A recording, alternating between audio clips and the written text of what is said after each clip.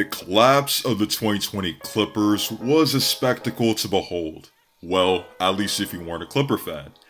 That Clippers team was touted by many to win the 2020 NBA championship, but lost in dramatic fashion in just the second round. You a shooting star! And with expectations not being met, a cloud of doubt would loom over the Clippers organization given the fact that both Paul George and Kawhi Leonard could have both potentially been 2021 free agents. And given the amount of assets they sent out to get PG-13, his potential departure in free agency would set the franchise back for many years. However, fast forward 61 games in the 2021 season, and the Clippers have an excellent 42-19 record in a season where they haven't really had their full squad throughout the season. Kawhi has missed 15 games, Paul George has missed 16 games, even Patrick Beverley has missed 30 games, and Serge Ibaka has missed 20 straight games. But when fully healthy, this Clippers team has demonstrated that it's definitely among the top teams in the league, having the best offensive rating in the league and the 11th defensive rating. And I know some people are going to say, why would you have high hopes for the Clippers? They bottled it last year and they seem to be cursed. Well, to put it bluntly, this Clippers team isn't the same as last year's Clippers team and is actually a much better roster constructually than last year's team. But before we continue with the video, I just want to let you guys know that the YouTube algorithm hasn't been doing any favors for this channel and any sorts as of late. So I'd really appreciate if you guys would smash the like button and get this channel out of algorithm hell as a result. And if you also end up enjoying this video, feel free to subscribe to the channel, because 90% of you aren't even subscribed. So without further ado, let's head right back to the video.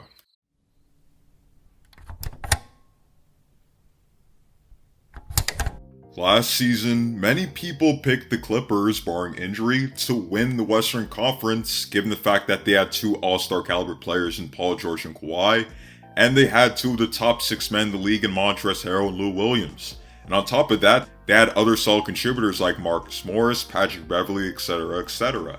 However, many people failed to realize that this wasn't the perfectly constructed roster that would optimize the best out of Kawhi and PG, and the fact that this team had a lot of similarities with the team of the previous season and the Boston Celtics. Both the 2020 Clippers and the 2019 Celtics had expectations from an idealistic standpoint that clumping together a collection of talented players automatically meant playoff success. For the Clippers, this was more so true because they're led by both Paul George and Kawhi Leonard. However, roster construction really matters, especially how those complementary pieces with those star players actually fit with those star players. There was obviously a lot of talent on that Clippers roster, but there weren't pieces that greatly fitted the play styles of both Paul George and Kawhi Leonard. Montrezl Harrell was obviously a boost off that Clippers bench, but a guy like Ibaka who can stretch the floor, is a great defender, and doesn't have to dominate the ball to be effective offensively is obviously a great complement with PG and Kawhi than Montrezl Harrell is. And then you have one of the better buyout signings of the offseason in Nicholas Batum, being a solid contributor on both ends of the floor, being a floor spacer and being a mobile 4 who can guard at the perimeter. When you factor in the contribution of Luke Kennard, who's shooting 47% from 3 on 3.5 attempts, it's clear to see that one of the main reasons why Ty Lue has had much success as a coach of this team is the fact that they're just letting Kawhi and PG be awesome. Paul George and Kawhi Leonard are obviously great players in their own right, but surrounding them with players that complement their games allows you to optimize the most out of them. Cutting out those Lou Williams and Montrezl Harrell isolations for more opportunities for the two stars is just a no-brainer, and it's one of the reasons why this team has improved. And with a team with better shot distribution, and with players with defined roles, it's logical that the Clippers were going to have a better offense, leading them to have the best offensive rating in the entire league. Another downfall of last year's Clippers team was the lack of a true point guard on the roster. Yes, they did have a collection of players who could get you several assists, but didn't have a true playmaker that could set up everyone and make shots just easier, and someone who could dictate the pace of the game. As I alluded to earlier, the Clippers settled for a lot of tough shots and difficult shots that they would typically make in the regular season, but come playoff time, they just couldn't make those shots. Insert Rondo. Love him or hate him, Rondo is pretty much what the Clippers need at the point guard position. He's a smart floor general who knows how to get players involved, is a solid defender, and can act as a locker room presence that this team desperately needed. And let's not forget the fact that playoff Rondo exists. If this team is going to make it far, one of the key catalysts is definitely going to be Rondo, and I know he'll step up when his number is called. But for all the good that I've said about the Clippers, there are still two main concerns that people might have with this team. For one, it's safe to say that the Clippers aren't the greatest team in the clutch. But I think this is a slightly overblown criticism, and I'll try to explain why. For one, you can't blame Ty Lue for designing plays for Kawhi and PG in the clutch, because in clutch situations you give the ball to your best players and have them operate. But you can criticize potentially the fact that probably there isn't enough movement, and it might be too isolation heavy, but having a guy like Rondo to set up players definitely helps in this case too.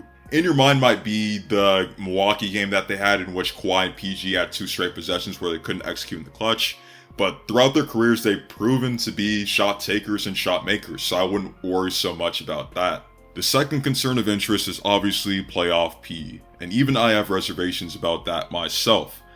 Paul George is having a sensational season thus far, and I think he doesn't get enough credit for what he's doing, being extremely efficient, and having a bounce back season from what he had last year.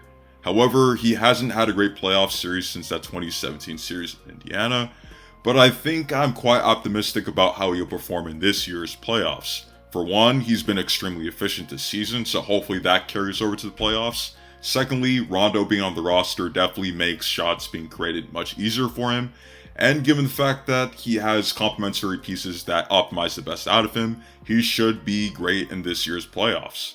But more importantly, Kawhi has to be Kawhi if this team wants to go anywhere.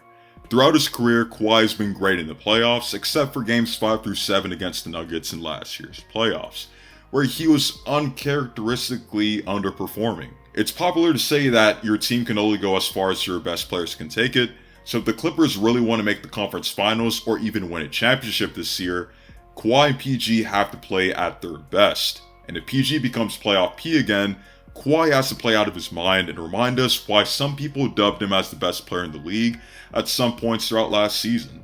The LA Clippers might be flying under the radar, but they do have what it takes to win the Western Conference. But with that being said, it isn't going to be a cakewalk at all. The Suns and Jazz are excellent, deep teams that are very well coached and will potentially have home court advantage over the Clippers in a hypothetical playoff series. And you can't forget that a healthy Lakers team is probably the favorites to win the Western Conference again. So even though the Clippers have the ingredients to win it all, they have to be at their best if they want to hoist the Larry O'Brien Trophy in July. That's it for the video. I really appreciate you guys for watching, and I hope you guys would subscribe for more content like this. The YouTube algorithm hasn't been kind to this channel as I mentioned earlier, so I'd really appreciate if you guys would leave a like. Also, please comment down below whether you feel the Clippers are legit title contenders. With that being said, that's it for the video, and stay tuned. Oh, these hands are tied. Oh, this heart is tired. Oh, this soul is tired. But I'll keep on, I'll keep on, I'll keep on. I'll keep on, I'll keep on, I'll keep on.